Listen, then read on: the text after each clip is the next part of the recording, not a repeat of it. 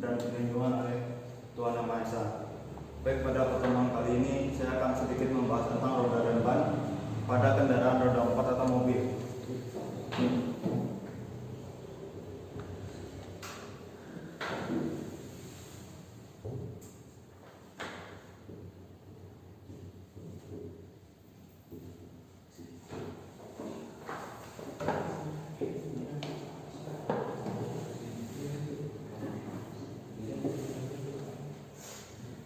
Baik, pada pertemuan kali ini saya akan dulu masuk pada ban. Apa sih ban itu pada sebuah kendaraan, lalu tipe-tipenya, dan apa fungsinya pada sebuah kendaraan. Baik, pada pertemuan kali ini saya akan menjelaskan dulu tipe-tipe macam ban. Yang pertama itu ada ban bias, dan kedua itu ada ban radial atau ban tubles. Ban bias adalah ban yang tidak menggunakan ban dalam. Ban yang menggunakan ban dalam.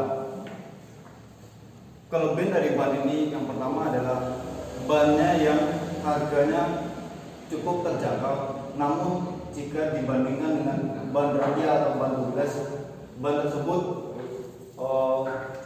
daya cengkeramnya atau kualitasnya di bawah dari ban radial.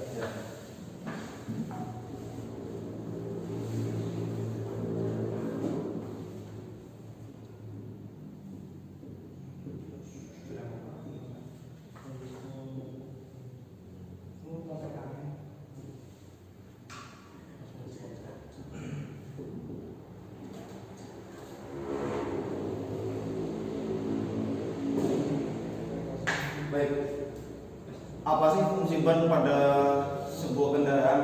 Yang pertama adalah fungsi ban yaitu sebagai menopang berat pada suatu kendaraan. Yang kedua adalah sebagai satu-satunya komponen yang langsung bersentuhan dengan aspal. Jadi ban itu ketika mendapatkan sebuah tekanan atau pressure, jadi komponen yang pertama yang merasakan dulu itu ban, baru diteruskan nanti oleh suspensi. Dan pada ban biasa ini rata-rata banyak digunakan kendaraan yang tidak terlalu membutuhkan beban yang berat.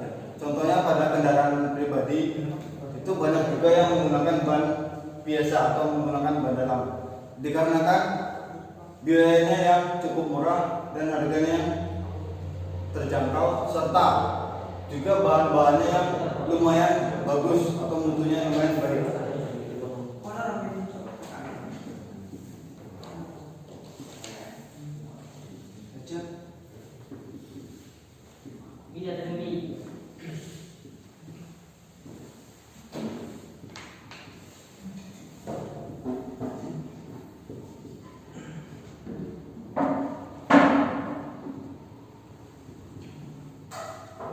Baik, rata-rata pada mobil, atau kendaraan roda 4 itu jika menggunakan ban biasa itu banyak diperuntukkan untuk kendaraan-kendaraan yang tidak menopang beban yang terlalu berat.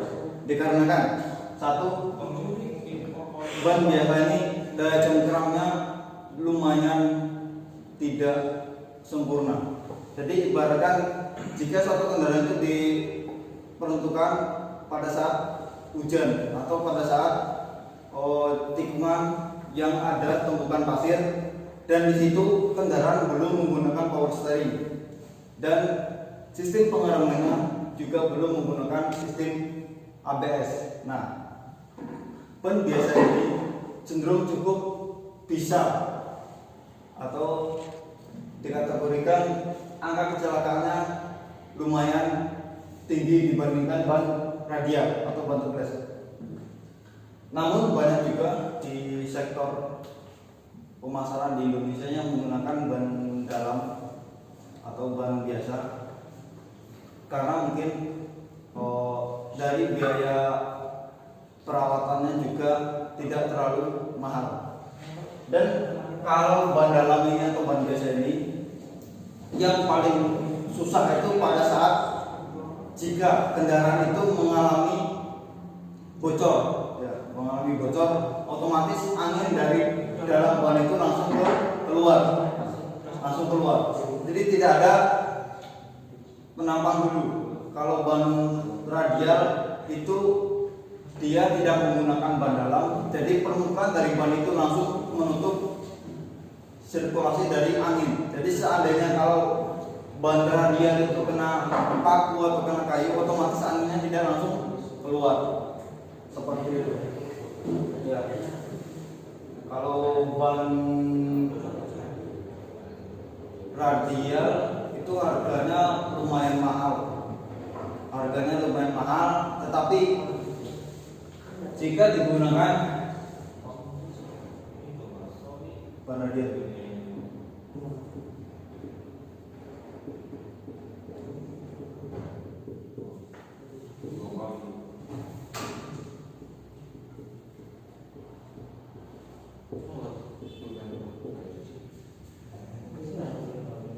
kita bahas dulu masuk pada keunggulan ban radial.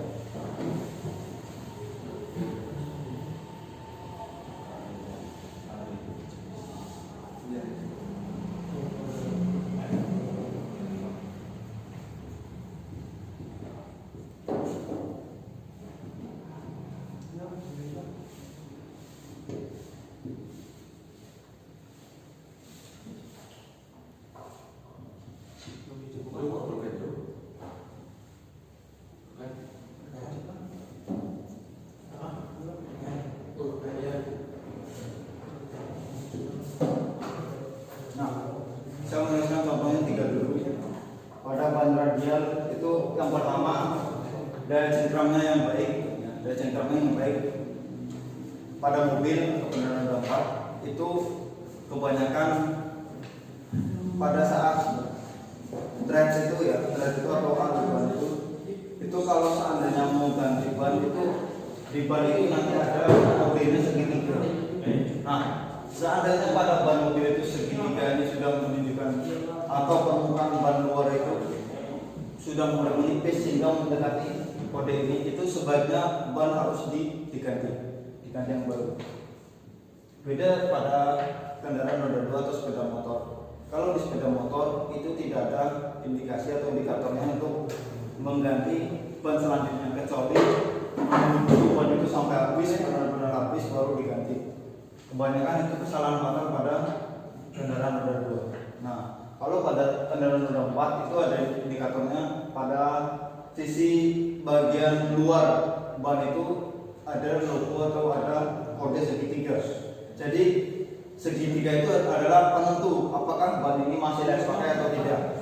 Dan juga kita melihat tahun pembuatannya. Nah, kalau di ban mobil itu ada tahun pembuatannya. Bagiannya sama di sisi luar pada ban kendaraan tersebut. Beda dengan ban sepeda motor. Ya, seperti itu ya. Yang kedua, lebih enak di kendaraan atau lebih nyaman. Biasanya pada kendaraan roda 4 rata-rata pengemudi lebih menggunakan angin nitrogen ketimbang angin biasa.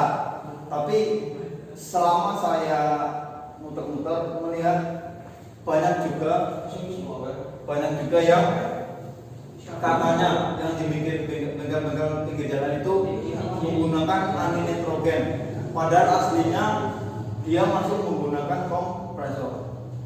Tapi di logo luarnya itu menggunakan nitrogen. Nah, yang benar-benar nitrogen itu yang 100% asli itu yang tetap menggunakan gas. Nah, fungsinya adalah memperpanjang umur dari ban kendaraan tersebut, dan juga pengemudinya dari kemudi setir itu lebih nyaman, lebih efisien.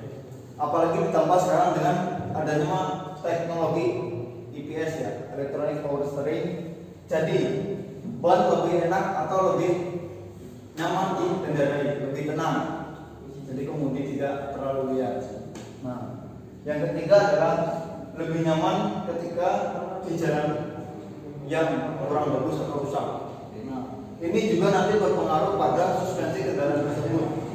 Jadi kalau seandainya bannya sudah support tapi di bagian komponen yang tidak support, maka percuma saja.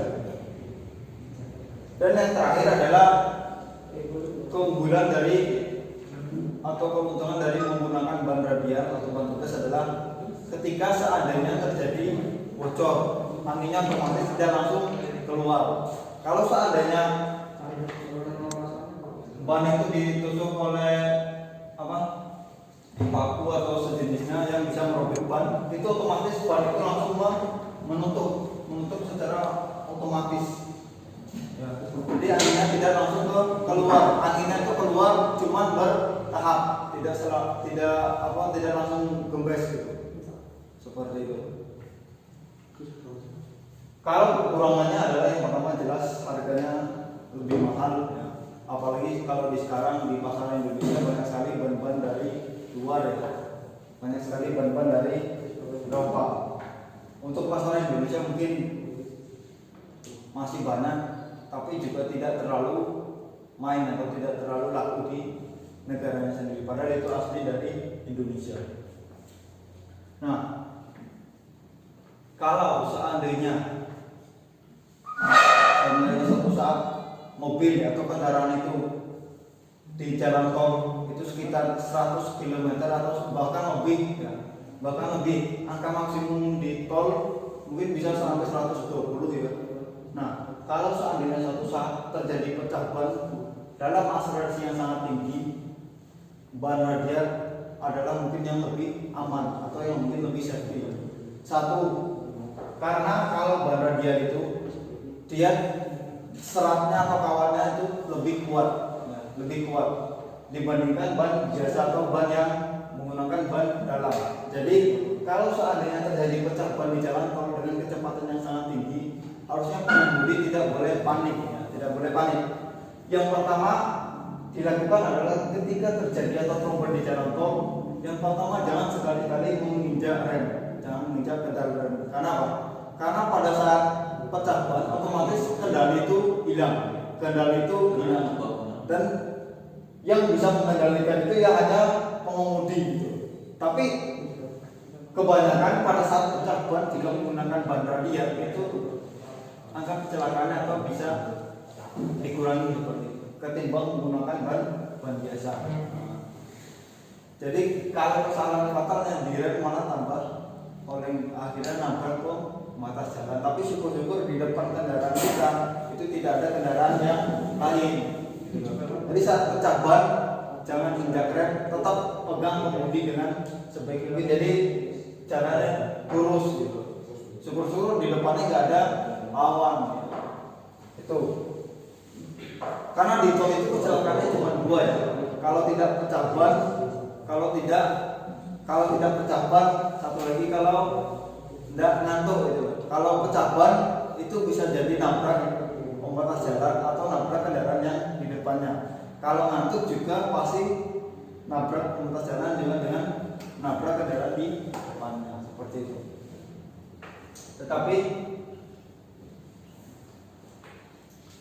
banyak seiring berjalannya waktu, ya, kendaraan-kendaraan di Indonesia itu semuanya sudah menggunakan ban radial. Karena walaupun harganya mahal sedikit, tapi safety atau keamanannya lebih aman gitu ketimbang ban yang menggunakan ban dalam seperti itu. Nanti di video selanjutnya saya akan menjelaskan nanti tipe-tipe atau indikator pada ban mobil. Baik, cukup sekian dulu. Nanti kita lanjutkan di next video selanjutnya.